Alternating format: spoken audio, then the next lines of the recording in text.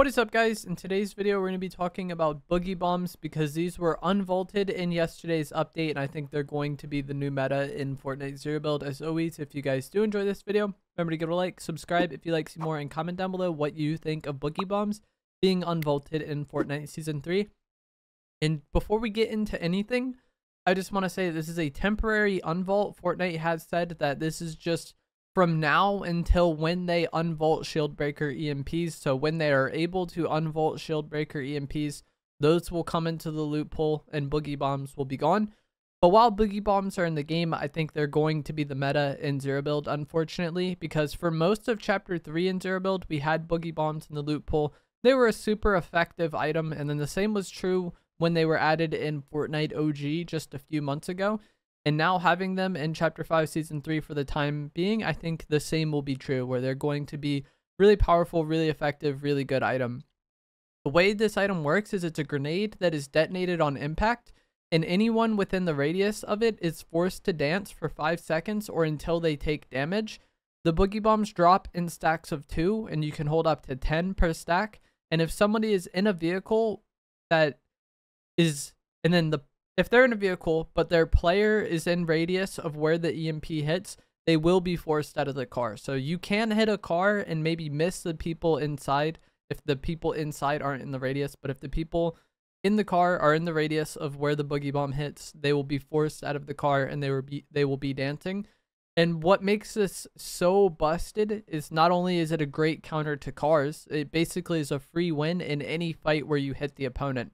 So like anytime you have somebody playing behind cover, it's super easy to just throw the EMP at a spot where they are kind of like within range of it, and then push off the fact that you boogied them and get, you know, one free shot worth of damage and probably win the fight based on that. It's like the same way where you like, you know, if someone's behind a rock or a tree, it's kind of easy for you to get explosive damage on them from behind their cover.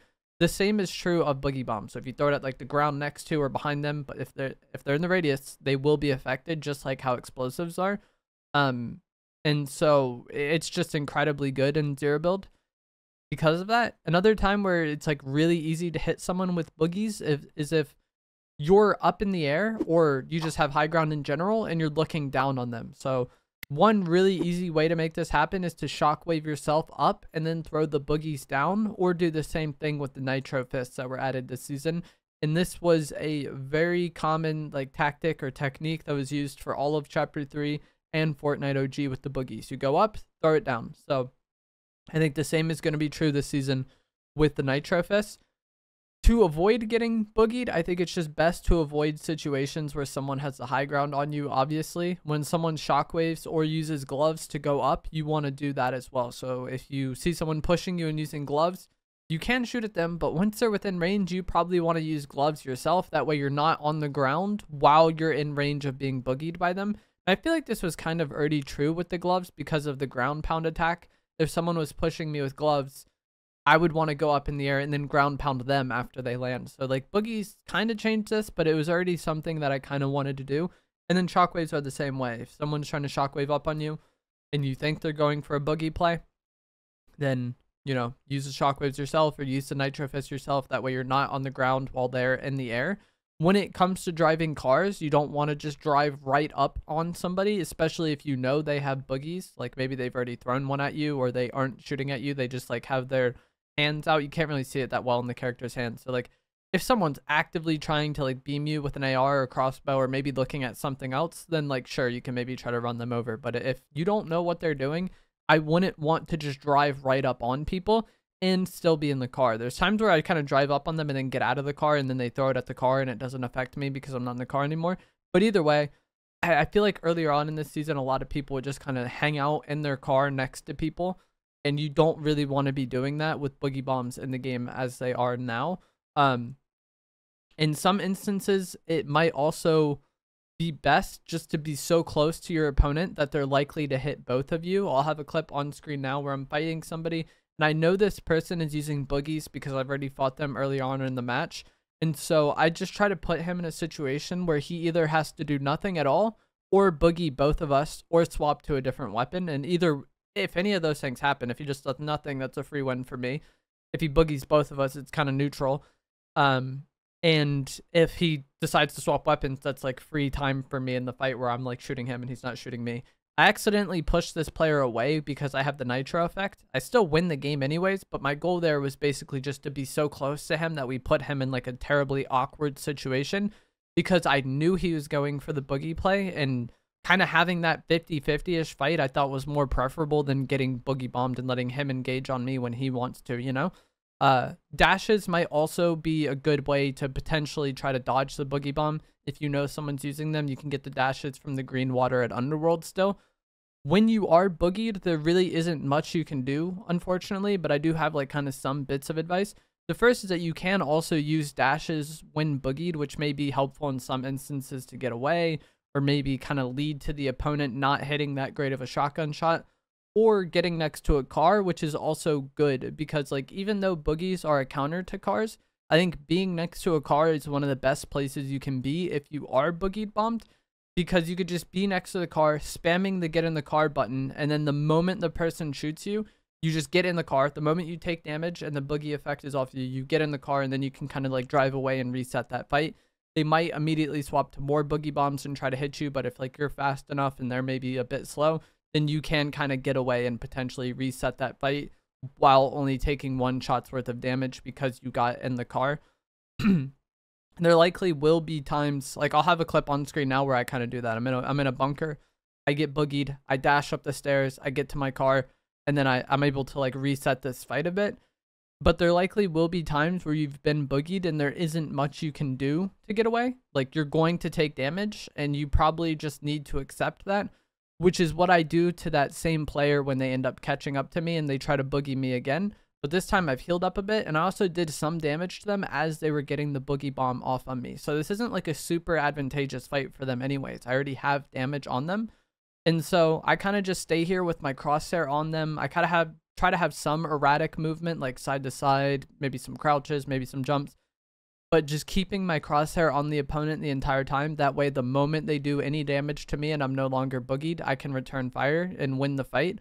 And so yeah, there's going to be times where you get boogied and you just got to accept, like, I'm taking damage here. What can I do to put myself in the best spot to win this fight anyways? And I think a lot of that is just going to be already have your crosshair on the opponent and try to have some sort of a bit of erratic movement.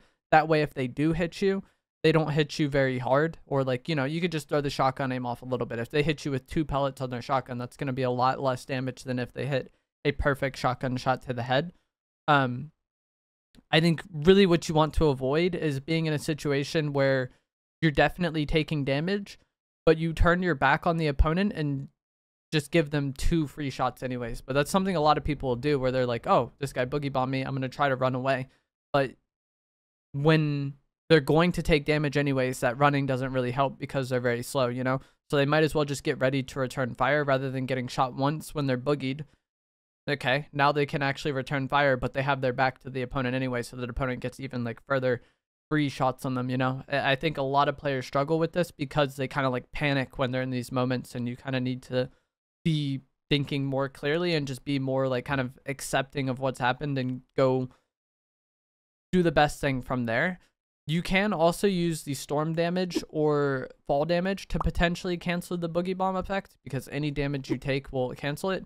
Taking fall damage without kind of just ruining the fight, I feel like is rough though, because like if you jump off like a mountain or a hill, not only are you going to take damage, but now the person just has free high ground on you. So I feel like taking fall damage is rough, but like storm damage actually can be somewhat of a thing you can make happen in endgame. If you know someone is trying to play off boogies and the zone is small enough, maybe put yourself in a spot where if you do get boogied, you can kind of dip into the storm for a bit, cancel the effect, maybe catch the opponent off guard before they've been able to do any sort of damage to you, you know, or get to you. It's not ideal, but like just knowing that, hey, I can dip in a storm for a second, take a bit of damage, and be ready to fight again could save you in certain moments. I feel like both taking fall damage or taking storm to avoid it is like incredibly situational, you know? And then just some final things. I feel like when you boogie someone, it's preferable to use a high damage weapon. Like the Gatekeeper shotgun, for example, I think is kind of the best for this. Maybe the pump, but I feel like the Gatekeeper is great because it can hit really hard and it has a good fire rate for follow-up shots. So when you do on boogie them, you could still just keep hitting them really hard.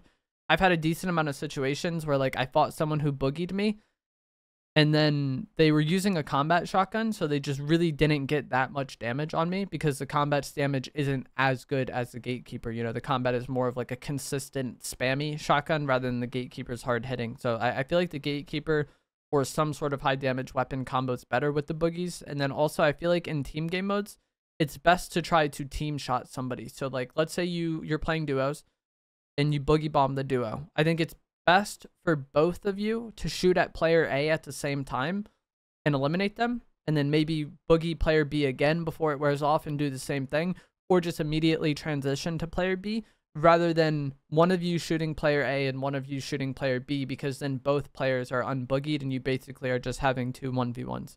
So like if you both shoot the same person, then you should get a free elimination on that. And then even if the other person is able to fight back, it's another 2v1. So like it should be a very advantaged situation for you. And in squads, you could just like repetitively keep boogieing the team over and over again and resetting the effect, and then kind of go one by one by one. Obviously, it's probably not going to work out perfectly like that. But my point is, I think it's better just to knock one player and get them out of the game rather than getting damage on both players. But that's just kind of how I think about the game. But that is going to be it for this video.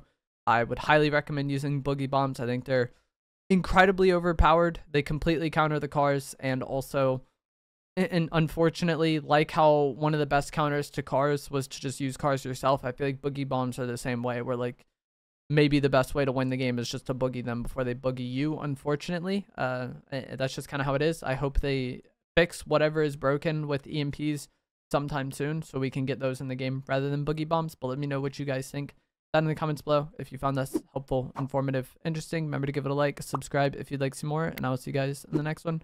Thanks for watching.